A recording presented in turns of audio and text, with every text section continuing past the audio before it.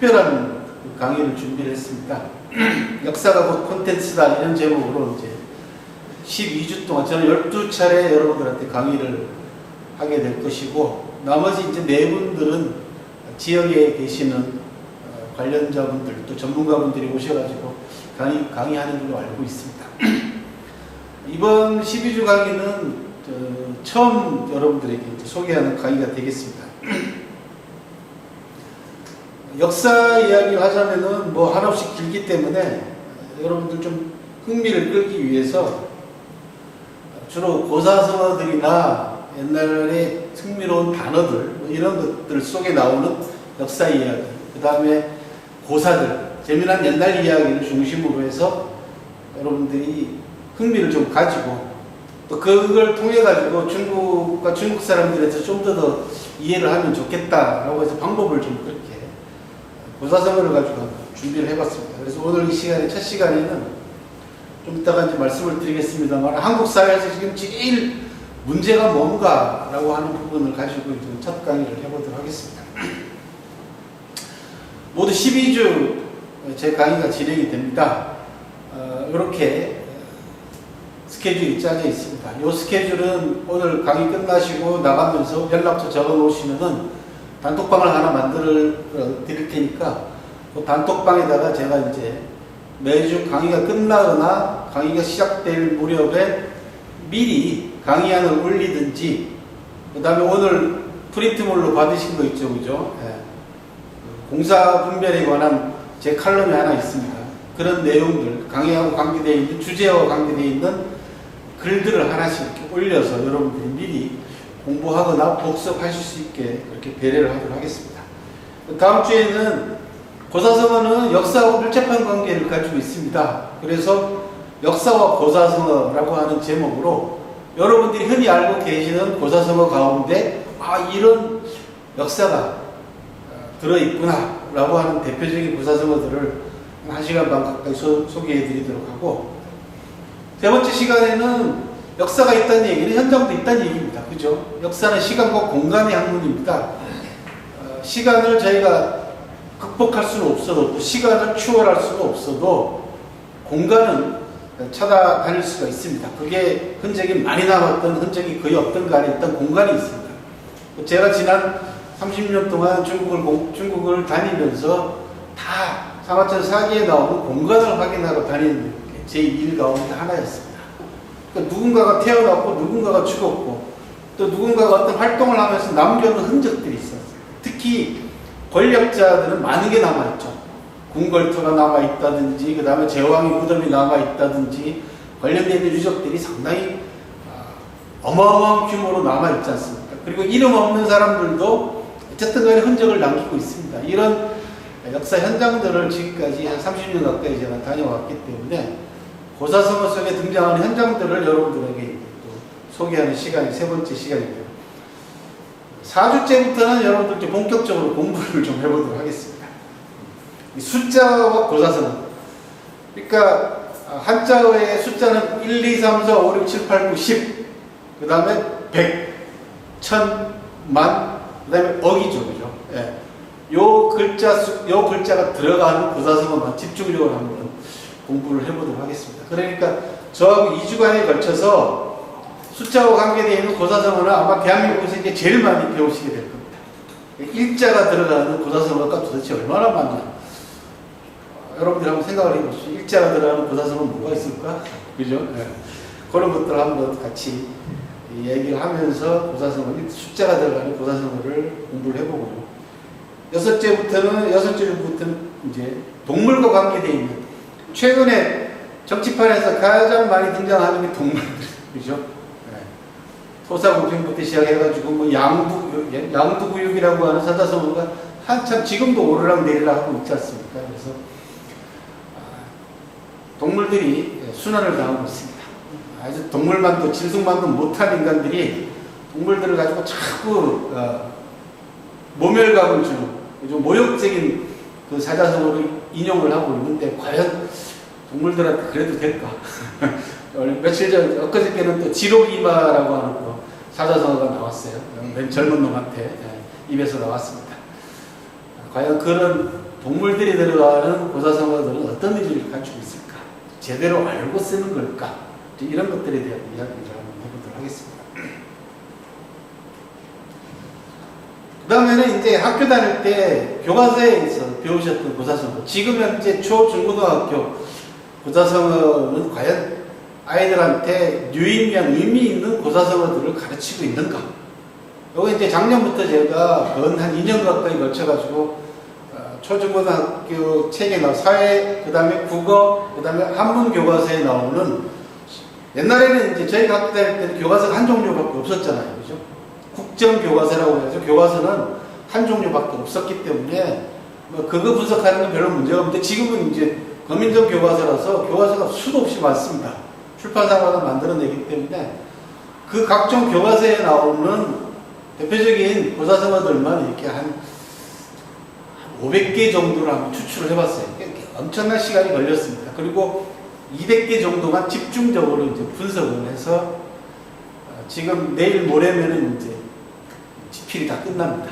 원문이 한 2,000매 정도가 넘는 책이 한 권 나옵니다. 그래서 여러분들한테 책이 나오기 전에 먼저 맛보기로 보여드리는 겁니다. 교과서 고사성어에 과연 어떤 고사성어들이 주로 들어가 있으며 이런 것들을 뭐 분석을 통해서 여러분들에게 교과서 고사성어라고 하는 요 제목으로 2주 동안 강의를 하고 있습니다. 10번째 시간에는 특집으로 충남 예산에 추사고택 가보셨어요? 추사고택 가보신 분은 아시겠지만 추사고택의 이 기둥마다 모두 다 그걸 이제 주련이라고 합니다. 기둥에 전부 다 글자가 붙어 있어요. 문장들이 다 붙어 있습니다. 추사고택에는. 과연 추사체죠. 전부 다 추사 글씨를 가지고 전부 다 주련에다가 전부 다 매달아 놨어요. 그 글귀가 과연 뭘 의미하는 건지 그걸 한번 집중적으로 여러분들에게 나중에 이제 추사고택 가시면은 제가 우리가 10주째 했던 강의 내용을 잘 가지고 계시다가 가서 이게 이런 뜻이구나. 거기 이제 번역은 돼 있습니다. 번역은 돼 있는데 그 어원이라든지 그게 갖는 의미라든지 이런 부분들에 대해서 한번 공부를 해보도록 하고요. 나머지 2주는 최근 정치판에서 한참 입에 오르내렸던 시사고사성어들과 집중적으로 여러분들께 분석을 해드리도록 하겠습니다. 이런 스케줄로 진행을 해보도록 하겠습니다. 제가 강의 제목을 아마 국내에서는 최초라고 생각이 되는데 뭐 국내뿐만 아니라 전 세계를 통해서도 이런 제목으로 강의하는 사람은 없었던 것 같습니다. 역사는 곧 컨텐츠다 라고 하는 제목으로 아마 그것도 12주 동안 이렇게 강의를 하는 경우는 아마 처음이 아닐까 싶습니다. 그래서 먼저 컨텐츠가 뭔 의미를 가지고 있는지 그 컨텐츠에 대한 이야기를 좀 해보도록 하겠습니다. 이게 우리나라에는 법으로도 정해져 있습니다. 컨텐츠가. 그게 문화산업진흥기본법하고 컨텐츠산업진흥법이라는 게 있습니다. 거기에 컨텐츠가 이렇게 정의가 되어 있어요. 컨텐츠란 부호, 문자, 도형, 색채, 음성, 음향, 이미지 및 영상 등 또는 이들의 복합재를 포함하는 자료 또는 정보를 말한다. 굉장히 범위가 넓죠. 그러니까 디지털 시대가 전개가 되면서 컨텐츠 범위가 훨씬 넓어졌지 않습니까? 이제는 옛날에 글로 남겨놨던 책들이나 이런 문서들의 범위를 훨씬 뛰어넘는 형태의 컨텐츠들이 지금 계속해서 속출하고 있습니다. 지금까지 여러분들 잘 생각해 보시면 알겠지만은 컨텐츠의 재질이 변화해 온 거죠. 처음에 인간이 뭔가 도구를 만들어서 신석기 시대, 구석기 시대 때는 돌을 깨가지고 그냥 돌을 연장으로 사용하다가 신석기 들어오면 이걸 갈아서 쓰기 시작했지 않습니까? 그죠? 그 다음에 토기도 나오고 하는 것들이 모두 다 컨텐츠죠. 그 당시에는. 그러다가 이제 문자를 쓰기 시작하면서 컨텐츠의 의미가 확 달라져 버렸습니다. 그죠? 의사소통을 위해서 또는 국가와 권력기구가 생기면서 정책을 좀 더 원활하고 수월하게 진행하기 위해서 문자를 통해 가지고 사람들에게 의사를 전달하는 거죠. 문자의 발명이 아주 대단한 의미를 가지는 거죠. 그래서 수천 년 동안 문자가 컨텐츠의 거의 대부분이었습니다. 그렇죠? 뭐 어렵게 생각하실 거 없지 않습니까? 그러다가 녹음기가 발명되면서 이제 목소리가 컨텐츠화 되는 시대가 됐고, 그 다음에 영상이 나오면서 기록물이 영화나 TV나 이런 부분에 기록물들이 컨텐츠화 되기 시작했죠. 처음에는 기록물들이 어떻게 됐습니까? 영화 같은 경우는 필름을 통해 가지고 그죠? 영화를 만들었고 텔레비전에 드라마를 만들었습니다. 그러던 것이 이제는 디지털화가 되면서 거의 무한대로 이제 컨텐츠의 범위가 넓어진 그런 시대를 살고 있습니다. 그러면 문자로 기록되어 있던 이 컨텐츠를 어떤 방식으로 디지털화시키고 디지털 시대에 맞춰서 가공을 해내느냐가 이제 지식인들한테 주어진 과제 가운데 하나죠. 저 같은 사람은 일찍부터 영상하고 가까이 지냈기 때문에 사마천 사기라고 하는 이 문자로 이루어져 있는 컨텐츠를 공부를 하면서도 끊임없이 디지털화 시키는 방법에 관한 이야기들을 생각을 많이 해왔습니다. 그리고 제 강의를 들으신 분들은 아시겠지만은 제 마지막 소원이 뭐냐 그러면 이런 제가 지금까지 공부해왔던 사마천 사기와 역사를 통해 가지고 젊은 문화인들하고 교류하고 강의를 통해 가지고 문화인들에게 영감을 주는 거죠. 그들에게 그림과 그 다음에 음악과 영화와 드라마와 이런 방식으로 제 컨텐츠를 재창조해내는 재창출해내는 그런 단계로까지 간다면은 여기에는 뭐가 들어있냐 그러면 저는 우리나라 젊은이들이 드라마도 잘 만들고 영화도 잘 만들지 않습니까?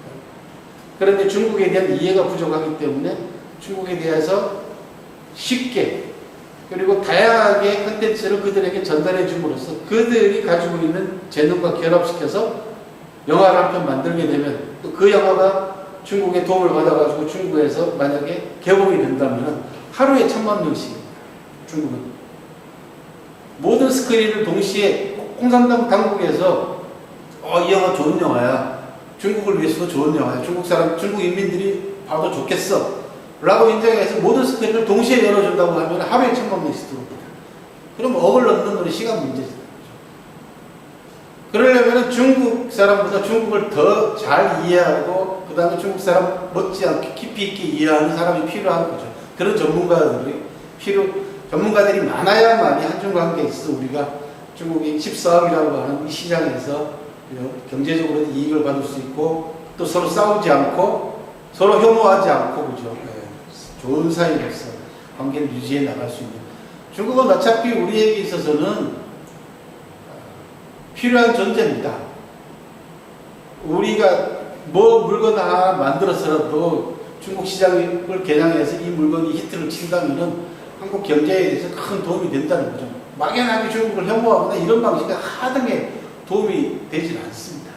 정치하는 사람들은 자기들의 정치적 목적을 위해서 일부러 이제 협중이라고 하는 정서를 이제 부추기죠. 내부적으로 항상 불안하면 외부의 적을 만들듯이 중국도 그 마찬가지입니다. 혐한을 부추기는 것도 마찬가지입니다. 내부 단계를 위해서 그렇게 하는 겁니다. 그렇다고 해서 우리가 거기에 놀아날 이유는 하나도 없는 거죠. 그래서 그런 점도 염두에 두면서 제가 이번 12주 강의를 준비했다라는 말씀을 드립니다. 그러면서 이제 앞으로는 문화 콘텐츠가 가장 중요한 자산이 되고 가장 중요한 경제적 부여, 원천이 될 겁니다. 그래서 문화 콘텐츠란 문화적 요소가 체화된 콘텐츠, 즉 덩어리가 된 상태를 얘기를 합니다. 그렇죠? 뭔가 쓸모가 있는 상태이고 그 다음에 이제 디지털 콘텐츠, 디지털 문화 콘텐츠, 그 다음에 나아가서 멀티미디어 콘텐츠, 이것을 공공 문화 콘텐츠로 전환시켜 나가는 과정. 이게 이제 국가가 정책적으로 뒷받침을 해야 되는 부분들이죠. 이제 이런 단계로 나아가고 있다라는 겁니다. 이런 미래지향적인 생각을 깔고 이번 강의가 준비됐다라는 그런 말씀을 드리고요. 콘텐츠를 중국말로는 내용이라고 합니다. 안에 포함되어 있는 무엇이죠? 그죠? 안내자로 용자는 우리가 그릇, 명사로 쓰게 되면 그릇이라는 뜻입니다. 용기 할 때 저걸 쓰는 것이고 동사로 쓰면 품는다, 담는다 라는 뜻이에요. 그래서 내용하면은 안에 포함되어 있는 무엇이라는 뜻이고 물건 안에 포함되어 있는 무엇이고 사물 내부에 포함되어 있는 실질 또는 의의라고 얘기합니다. 수상적인 표현을 쓸 때는 의의라고 얘기합니다. 그래서 철학적으로 얘기할 때는 형식과 상대되는 거죠. 형식, 내용이잖아요. 그죠? 이런 의미도 있습니다. 그래서 추상적인 개념까지 포함하고 있기 때문에 어떤 면에 있어서는 컨텐츠라고 하는 개념보다는 훨씬 범위가 넓을 수도 있는 것이 내용입니다. 내용이라고 하는 것이 영어로 컨텐츠에 해당된다. 라는 것도 참고로 알아두시면 돼요. 고사성어를 가지고 여러분들에게 역사 이야기를 하는 겁니다. 그러다 보니까 자연적으로 역사가 뭔가라는 것도 알아두셔야 되겠는데 워낙 정의가 많고 복잡하니까 간단하게만 소개해드립니다. 인류 사회의 변천과 흥망의 과정, 지난 세대에 남긴 기록물, 그리고 이를 연구하는 학문 분야를 가르친다. 이게 역사라는 거죠. 그러니까 학문도 역사고, 그 다음에 남긴 그 무엇도, 그죠? 과거에 남겨진 그 무엇도 역사에 포함된다. 인간이 거쳐온 모습이나 행위로 일어난 사실, 넓은 의미의 사건이나 사물의 자취에 대한 총칭. 랑케라는 사람은 있는 그대로의 과거 이렇게 얘기했습니다. 이 부분은 굉장히 조심해서 받아들이셔야 됩니다. 있는 그대로의 과거라는 것은 제국주의 사관입니다. 그러니까 서구가 산업혁명을 통해 가지고 기술도 과학기술도 그죠 수준도 확 산업혁명을 통해서 선진국이 돼버렸잖아요. 그 당시에. 그래서 뭘 합니까? 식민지를 개척하잖아요. 서양이. 곳곳에 아메리카, 인도, 심지어 이제 아시아, 우리나라까지 다 식민지 영향력이 아주 어마어마하게 커집니다. 식민지를 통치하면서 지배하면서 이들이 식민지에다가 이식해야 되는 기본적인 철학과 이런 부분들이 있을 거 아니에요. 그 가운데 가장 중요한 건 뭐냐면 식민지를 지배를 받는 사람들이 저항하거나 항거하거나 대들면 안 되죠. 그래서 이들에게 순종하기 위한 철학이나 역사관을 이식을 시켜야 됩니다. 그게 제국주의 사관이라는 거예요. 그 사관을 대표하는 것이 뭐냐? 기록에 없는 것은 말하지 말라는 겁니다.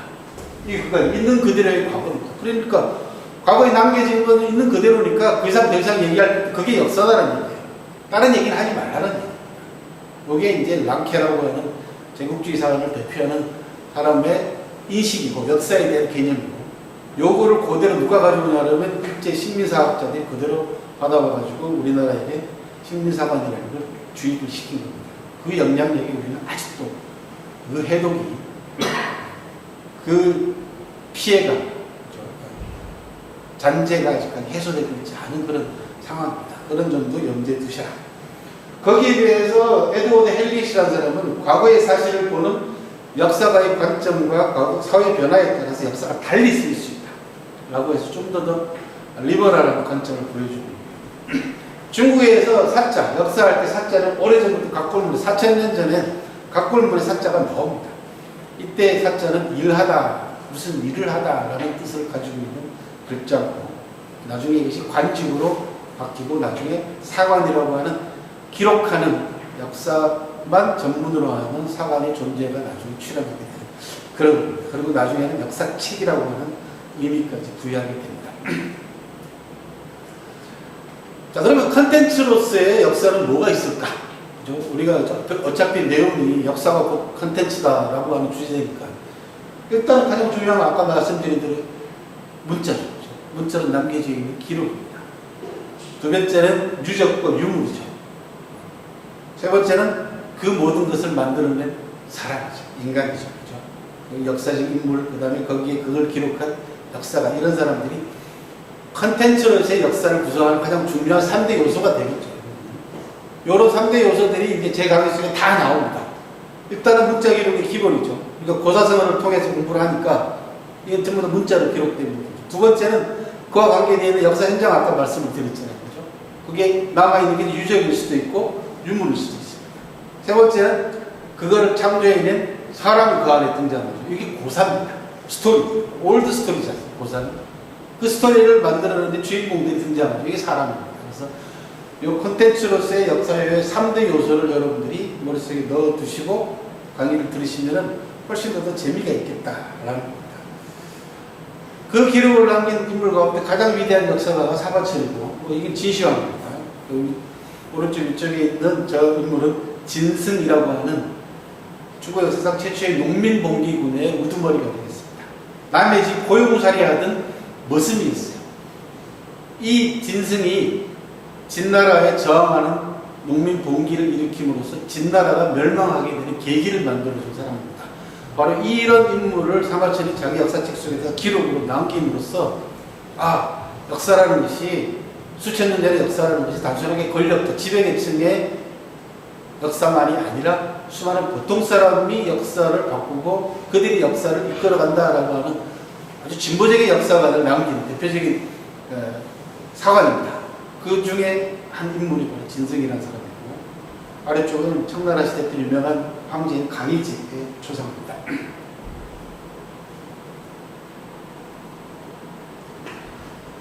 문자와 문자 기록의 중요성, 지금도 우리는 말을 통해서 서로 대화를 나누고 인간관계를 유지하고 소통하긴 합니다만은 여전히 핸드폰을 통해서 여러분들이 문자를 통해서 그죠? 의사를 주고받지 않습니까? 핸드폰에 맨날 문자로 주고받는 것도 여전히 아직도 문자가 여전히 중요한 소통의 수단이 되지 않습니까? 초창기 때는 단순한 의사교환의 수단이었습니다. 문자라는 것이.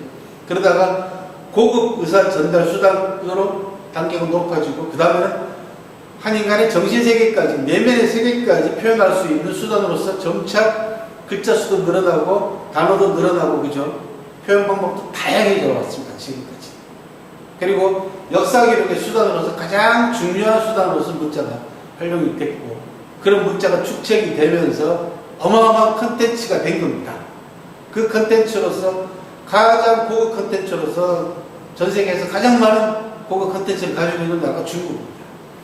중국이 현재 소유하고 있는 문자 기록이 얼마나 되는지 아무도 모릅니다. 어마어마한 내용의 문자를 가지고 있는 거죠. 그게 전부 다 컨텐츠입니다. 그 안에는 인간의 활동, 인간의 지혜, 인간의 통찰력, 그 다음에 인간의 슬픔, 고통, 비극, 이 모든 것들이 그 안에 압축이 되어 있다는 거죠. 그리고 그것 자체가 역사가 되는 겁니다. 그래서 역사를 공부하게 되면은 여러분들이 인간을 통찰할 수 있는 힘이 생긴다. 그런 얘기죠. 뭐 보시는 것들은 다 이 문자의 변천사입니다. 세 번째 있는 저 문자는 중국의 한자 출현 이전의 부호 문자로 보고 있습니다. 현재 지금 중국의 고고학 발굴에 따르면요, 각골문이 현재 가장 오래된 문자 형태입니다. 그런데 각골문을 연구해 보면은 문법 구조도 나오고 있고 상당히 고급스러운 표현까지 다 나옵니다. 그렇다 그러면 각골문 이전의 문자가 존재했을 걸로 이제 중국 사람들이 추정을 하고 있습니다. 그런데 지금까지는 세 번째에 있는 조 정도의 부호와 비슷한 문자밖에 현재는 안 나오고 있고, 그 중간 단계까지는 아직까지 고고학으로 발굴이 안 되고 있습니다. 그래서 이런 부분들도 그리고는 두 번째 있는 것은 진시황이 육국의 문자를 모두 통일하는 때 문자 통일도의 모습입니다. 저쪽은 여름 한자의 변천 모습을 나타내고 있고요. 이런 올챙이 모양의 이런 문자들도 중국에서 이제 전해오고 있는 다양한 문자를 통일한 게 이제 진나라가 문자를 통일함으로써 현재 중국의 글자들이 일치된 그런 형태를 보이고 있다. 문자 기록이 대단히 중요하다. 우리가 앞으로 12주 동안 공부하면서 제가 여러분들에게 글자가 갖고 있는 의미를 이제 하나씩 전달해 드릴 겁니다. 필요한 글자에 대해서는. 그러면 한자 공부할 때 굉장히 도움을 받으실 수가 있어요. 한자를 굉장히 어렵게 생각하는데 한자가 굉장히 어떤 면에 있어서는 쉽습니다. 왜냐하면 글자 형태만 보고도 짐작이 가능해요. 우리가 공부를 통해 가지고 단어 공부를 통해 가지고 그 단어의 뜻을 알고 있지 못하면은, 예를 들어서 여러분들 SKY를 통해 가지고 하늘을 연상을 못 하잖아요. SKY라고 하는 새 알파벳을 가지고 어떻게 하늘을 연상해요? 그거 못 합니다. 우리나라 글자에도 하늘 가지고는 하늘을 연상시키지 못해요. 근데 유일하게 한자만은 하늘 천자를 가지고 하늘을 연상시킬 수가 있습니다. 글자를 잘 보시면.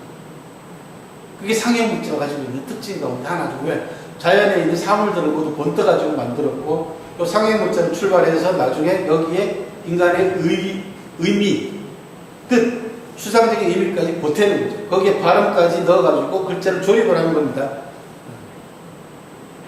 그러니까 한자의 원리만 조금만 아시면은 한자 공부가 굉장히 재밌어진다라는 거죠. 그런 부분도 같이 우리 공부가 될 겁니다. 그게 바로 고급 컨텐츠로서의 문자 한자의 기록입니다. 그게 가능했던 첫 번째 이유는 지속적으로 사용해왔다. 옛날 인류가 남겨놓은 문명 가운데에서 뭐 대개 우리는 4대 문명이라고 얘기하지만 그 밖에도 문명이 많았습니다. 그냥 편리하게 저 이집트, 메소포타미아, 그 다음에 인더스, 그죠? 인도, 그 다음에 중국의 황하 문명, 그렇게 얘기하지만은 나중에 뭐 아즈텍도 있고 별의별 문명들이 많습니다.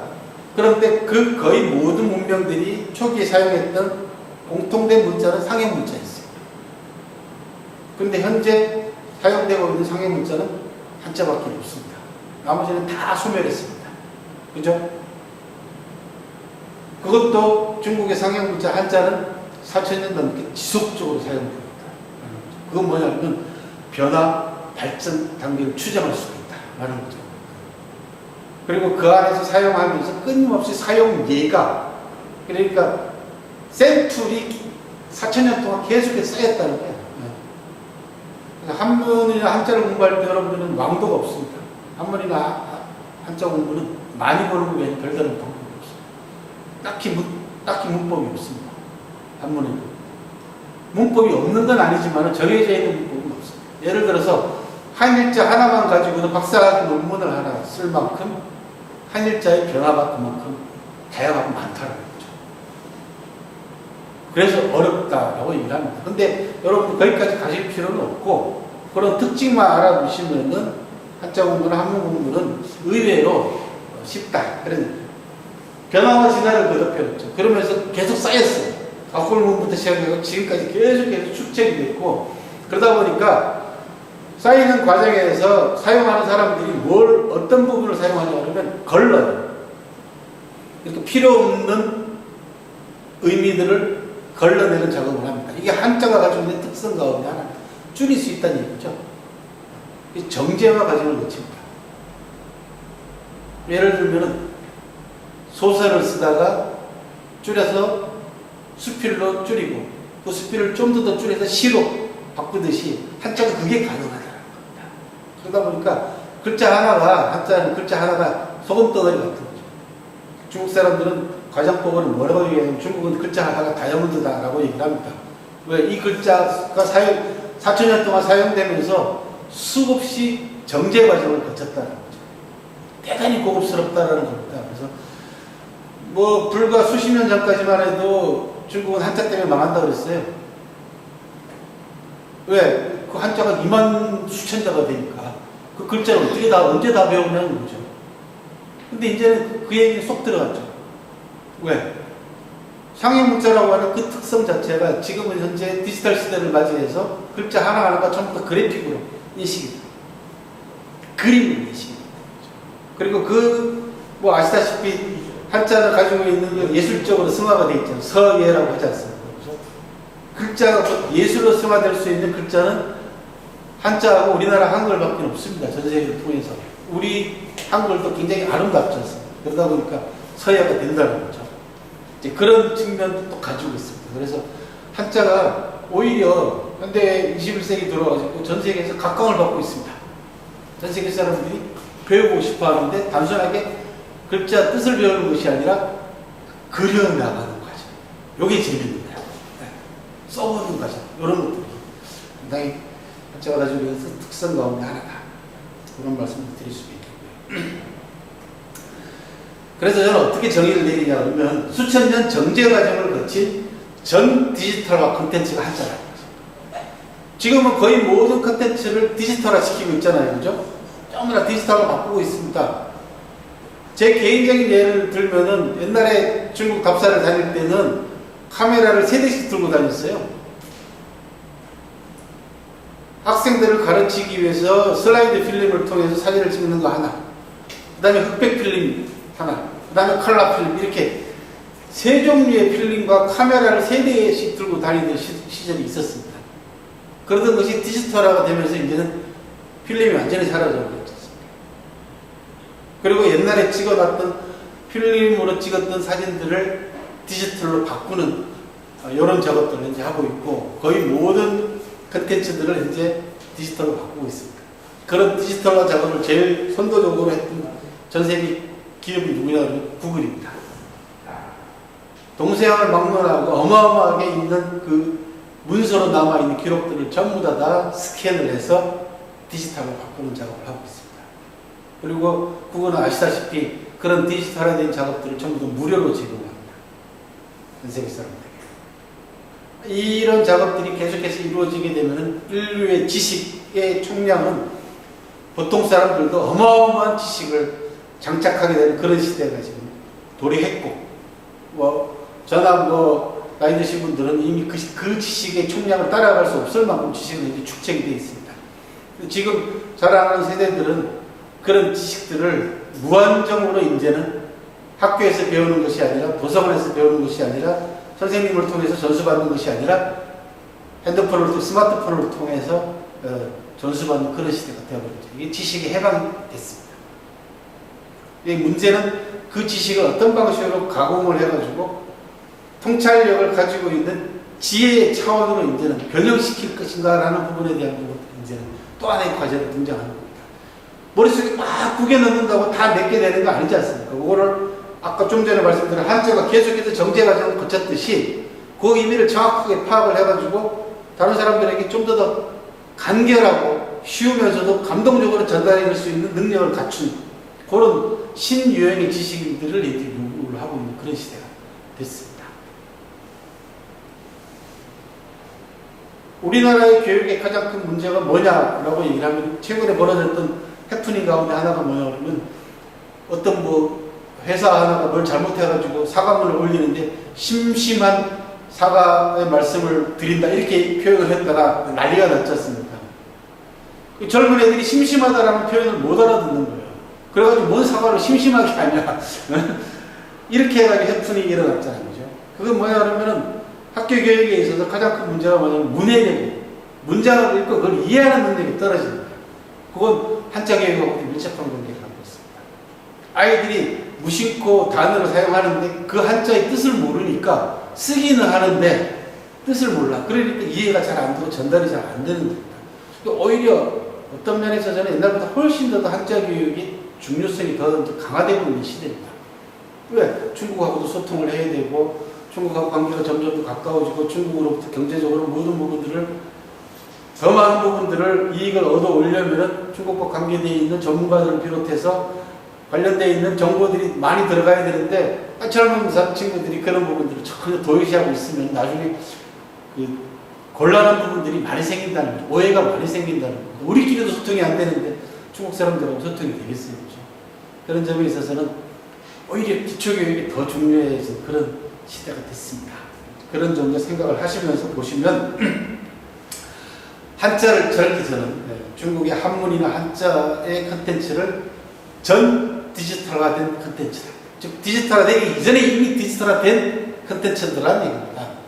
그게 지금 계속해서 설명해드린 정제 과정을 거쳤기 때문에 마치 기록으로 남은 것들을 스캔해가지고 디지털화 시키듯이 이미 중국은 그런 과정을 한번 한자는 거쳤다라는 거죠. 정제된 문자 컨텐츠가 바로 성어다.